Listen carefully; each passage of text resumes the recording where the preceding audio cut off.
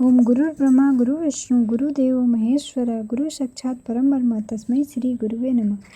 स्वागत है आप सभी का मेरे इस चैनल अमृतवाणी में। और आज मैं लेकर आई हूँ परम पूज्य गुरुदेव द्वारा रचित चिंतन का महत्व और स्वरूप। तो चलिए वीडियो को स्टार्ट करते हैं। चिंतन उसे कहते हैं जिसमें कि भूतकाल के लिए विचार किया जाता है। भूतकाल हमारा किस तरीके से व्यतीत हुआ, इसके बारे में समीक्षा करिए।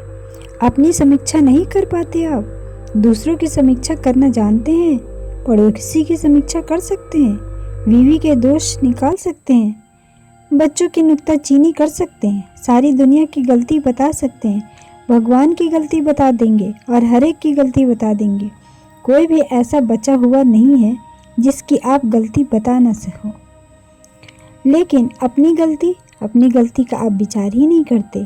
अपनी गलतियों का हम विचार करना शुरू करें और अपनी चाल की समीक्षा लेना शुरू करें और अपने आप का हम पर्यवेक्षण शुरू करें तो ढेरों की ढेरों ऐसी चीज़ें हमको मालूम पड़ेंगी जो हमको नहीं करनी चाहिए थी, और ढेरों की ढेरों ऐसी चीज़ें मालूम पड़ेंगी आपको जो इस समय हमने जिन कामों को, जिन बातों को अपनाया हुआ है उनको नहीं अपनाना चाहिए था। मन की बनावट कुछ ऐसी विलक्षण है, अपना सो अच्छा, बस यही बात बनी रहती है। अपना स्वभाव भी अच्छा, अपनी आदतें भी अच्छी, अपना विचार भी अच्छा, अपना चिंतन भी अच्छा, सब अपना अच्छा, बाहर वालों का गलत। आध्यात्मिक उन्नति में इसके बराबर अड़चन डालने वाला और दूसरा कोई व्यवधान है ही नहीं। इसलिए आप पहला काम वहाँ से शुरू कीजिए कि आत्मसमीक्षा।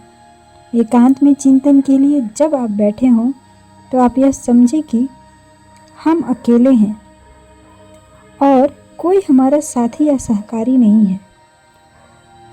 साथी अपने स्थान पर, सहकारी अपने स्थान पर, कुटुंबी अपने स्थान पर, पैसा अपने स्थान पर, व्यापार अपने स्थान पर, खेती बाड़ी अपने स्थान पर। इन सबको अपने अपने स्थानों पर रहने दीजिए।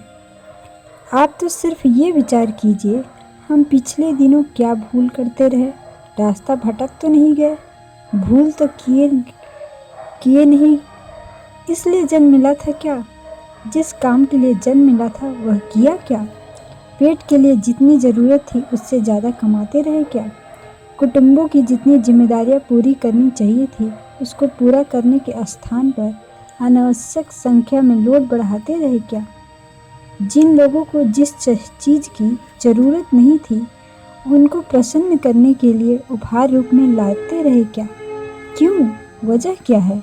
ये सब गलतियां हैं। इसी तरीके से अपने स्वास्थ्य के लिए जो खान पान, आहार विहार जैसा रखना चाहिए था वैसा रखा क्या? चिंतन की शैली में जिस तरीके की शालीनता का समावेश होना चाहिए था वो रखा गया क्या? न हमने अपने शरीर के प्रति कर्तव्यों का पालन किया, न अपने मस्तिष्क के प्रति अपने कर्तव्यों का पालन किया, न हमने अपने कुटुंबियों के प्रति अपने कर्तव्यों का पालन किया। कर्तव्यों की दृष्टि से हम बराबर पिछड़ते चले गए। जहाँ जहाँ हम पिछड़ते हुए चले गए उन सबको एक बारगी विचार कीजिए। क्यों? विचार करने से क्या फ़ायदा? ये फ़ायदा है कि गलतियाँ समझ में आएंगी तो सुधार की भी गुंजाइश रहेंगी। गलतियाँ समझ में नहीं आएंगी तो आप सुधार क्यों करेंगे? इसलिए समीक्षा जरूरी है।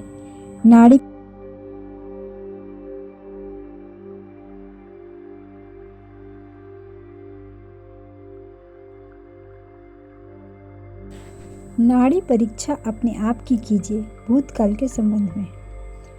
पाप क्राइम को ही नहीं कहते, पाप उन्हें भी कहते हैं जो कि जीवन को अस्त व्यस्त बनाकर रखे। चोरी, डकैती, हत्या वगैरह ये तो बुरे कर्म हैं ही, लेकिन ये भी कम बुरे कर्म नहीं है कि आप आलस और प्रमाद में ही समय काट डालें। आप अपने स्वभाव को गुस्सेबाज बनाकर रखें, ईर्ष्या क्या करें, चिंतन और मनन को अस्त व्यस्त बनाकर रखें। ये भी कोई ढंग है? ये क्या है? ये भी गलतियां हैं। व्यक्तिगत जीवन में आपको गुण, कर्म, स्वभाव संबंधी गलतियाँ क्या हुई और क्राइम, अपराध, जुल्म करने के संबंध में क्या भूलें हुई, इन दोनों के बारे में एक बार विचार कीजिए। ये विचार करना बहुत ज़रूरी है। इससे यह मालूम होता है कि हमारी गलतियाँ कहाँ हैं और हम कितना चूकते रहे हैं और चूक रहे हैं। इन चूकों को सुधारने वाला अगला कदम आता है आत्म परिष्कार। आत्मनिरीक्षण के बाद आत्म परिष्कार का दूसरा नंबर आता है सुधार कैसे करें। सुधार में क्या बात करनी होती है? सुधार में रोकथाम करनी पड़ती है। मसलन आप शराब पीते हैं तो आप बंद कीजिए। नहीं साहब, हम शराब नहीं पिएंगे। आप बीड़ी पीते हैं, सिगरेट पीते हैं, अपना कलेजा जलाते हैं तो विचार कीजिए, अब हम कलेजा नहीं जलाएंगे। आत्म परिशोधन इसी का नाम है। जो गलतियां हुई उसके विरुद्ध आप बगावत खड़ी कर दें। रोकथाम के लिए आमादा हो जाएं। संकल्प बल का ऐसा इस्तेमाल करें कि जो भूल होती रही है अब हमसे ना हो, इसकी स्कीम बनाएं। गलतियां ना होने देने का तरीका क्या है? क्या हम करेंगे? अपने आप में तो कच्चाइयाँ आएंगी। जब आपको कच्चाइयाँ यह मजबूर करेंगी कि जो करते हैं वही ढर्रा चलते रहना चाहिए। अपने आप में पक्षपात और रियायत करने का जब आपका मन उठे तब आप उस मन के विरोधी हो जाइए। मन को निग्रहित कीजिए, मन को तोड़िए, मन से लड़ाई कीजिए। आत्म परिष्कार इसी का नाम है। आत्मनिरीक्षण और आत्म परिष्कार अथवा परिशोधन, इन दो कार्यों को मिला देने से चिंतन की प्रक्रिया पूरी हो जाती है। यही कहना था आज आपसे।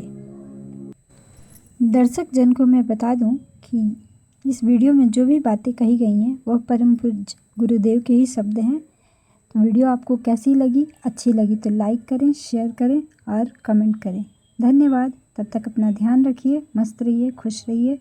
मिलते हैं नेक्स्ट वीडियो में।